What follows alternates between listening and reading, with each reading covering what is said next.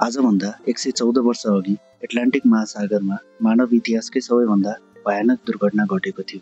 त्यो दुर्घटनामा उक्त समयको सबैभन्दा भव्य तथा महँगो भनिएको पानी जहाज समुद्रमा डुबेको थियो, जसमा 2200 यात्रुहरू सवार थिए।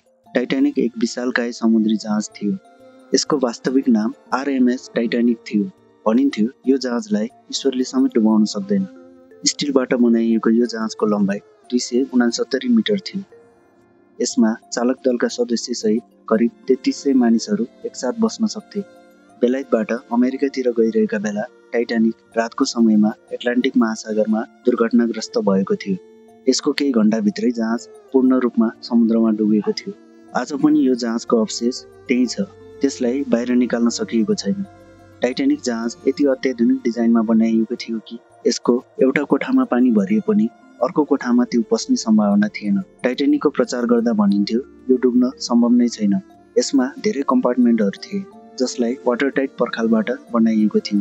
बेसमेन्टको 2 तलामा पानी भरिए पनि जहाज नडुब्ने बताइन्थ्यो। आयरल्यान्डको बेलफास्ट स्थित हार्ल्यान्ड एन्ड वुल्फ नामको कम्पनीले टाइटानिक जहाज बनाएको थियो। यसको लम्बाइ 269 मिटर, चौडाइ 28 मिटर र उचाइ 53 मिटर थियो। जहाजमा 3 वटा इन्जिनहरू जडान गरिएका थिए। साथै भट्टीहरूमा 600 टनसम्म कोइलाको खपत हुन्थ्यो। त्यो बेला यसलाई बनाउन 15 लाख पाउन्ड खर्च भएको थियो र यसलाई पूर्ण रूपमा बनाउन 3 वर्ष लागेको थियो। पहिलोपल्ट टाइटानिक यात्रामा निस्कदा 1300 यात्री र 900 क्रू मेम्बर सवार थिए।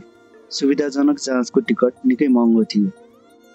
त्यो बेला फर्स्ट क्लासको टिकट 30 पाउन्ड, सेकेन्ड क्लासको 13 पाउन्ड र थर्ड क्लासको 7 पाउन्ड पर्थ्यो। टाइटानिक जहाज दुर्घटना हुनुभन्दा केही महिना अघिको कुरा हो। ग्रिनल्यान्डको एक हिस्साबाट बरफको 500 मिटर ठुलो टुक्रा त्यसबाट अलग भयो। हावा र समुद्र मार्फत यो दक्षिणतिर जान थाल्यो।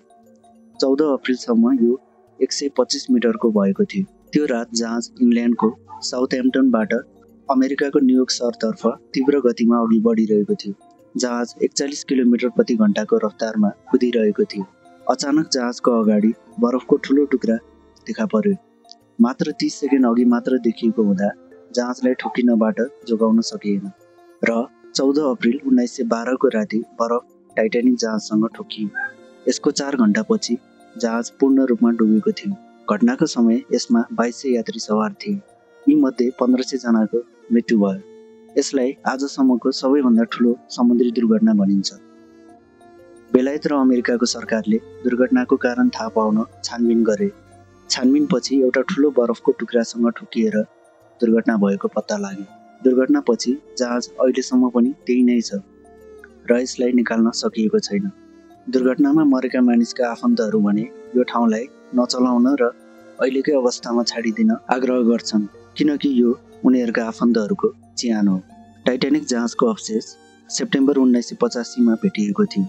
यो समुद्र तलभन्दा 2600 फिट तल एटलान्टिक सागरमा अवस्थित छ। खोजीको काम अमेरिका र फ्रान्सले गरेका थिए। अमेरिकी नौसेनाले यो काममा महत्त्वपूर्ण भूमिका निभाएको थियो। अवशेष भेटिएको ठाउँ क्यानाडाको न्युफाउन्डल्यान्डको दक्षिणमा 700 मिटर टाढा र अमेरिकाको हेलिफोक्सभन्दा करिब 600 किलोमिटर दक्षिण पूर्वमा पर्छ। जहाज 2 टुक्रा भएको अवस्थामा फेला परेको थियो। दुवै टुक्रा आपसमा 800 मिटर टाढा थिए। आसपास थुप्रै अवशेषहरू देखिएको थियो। तीव्र गतिमा एटलान्टिक सागरमा कुदिरहेको बेला टाइटानिक एक विशाल हिमखण्डसँग ठोकिन पुगेको थियो। त्यसपछि यसमा पानी भरियो। जुन वाटरटाइट कम्पार्टमेन्टको पर्खाललाई सुरक्षा कवच मानिएको थियो त्यो पनि नष्ट भयो। करिब 5 वाटरटाइट कोठामा पानी भरियो। जहाजमा प्रयोग भएका स्टिल समेत मजबुत नभएको पाइएको थियो। हिमखण्डसँग जहाज ठोकिएपछि त्यसको वाटरटाइट कोठाका ढोकाहरू बन्द नै भएनन् र सबैमा पानी भरिएपछि दुर्घटना भएको थियो। के पनि भनिन्छ भने जुन दिन टाइटानिकले आफ्नो यात्रा सुरु गर्यो त्यसको केही दिन अघि एक अर्को जहाजले एटलान्टिक सागरलाई पार गरेको थियो। त्यो जहाजले 12 अप्रिल अर्थात् दुर्घटनाको ठिक 2 दिन अघि टाइटानिकलाई वायरलेस म्यासेज मार्फत हिमखण्डको खतरालाई लिएर चेतावनी पनि दिएको थियो। तर यो सन्देश टाइटानिकसम्म पुग्नै पाएन। पछि चेतावनी दिने सो जहाज आफै सन् 1918 मा पहिलो विश्वयुद्धका क्रममा समुद्रमा डुबेको थियो। टाइटानिक बनाउने कम्पनी व्हाइट स्टारका प्रबन्ध निर्देशक जे ब्रुस पनि दुर्घटना भएको जहाजमा सवार थिए। उनी त्यहाँबाट निस्किएको अन्तिम लाइफबोटमा रहेका सकुशल मानिसहरूमध्ये एक थिए। पछि उनले अमेरिकी सिनेटमा भनेका थिए जहाज हिमखण्डसँग ठोकिएका बेला उनी सुतिरहेका थिए। जहाज डुब्न लागेको कुरा उनलाई क्याप्टेनले भनेका थिए। टाइटानिक जहाज हिमखण्डसँग ठोकिने क्रममा नै वायरलेस म्यासेज मार्फत खतराको सिग्नल पठाइएको थियो।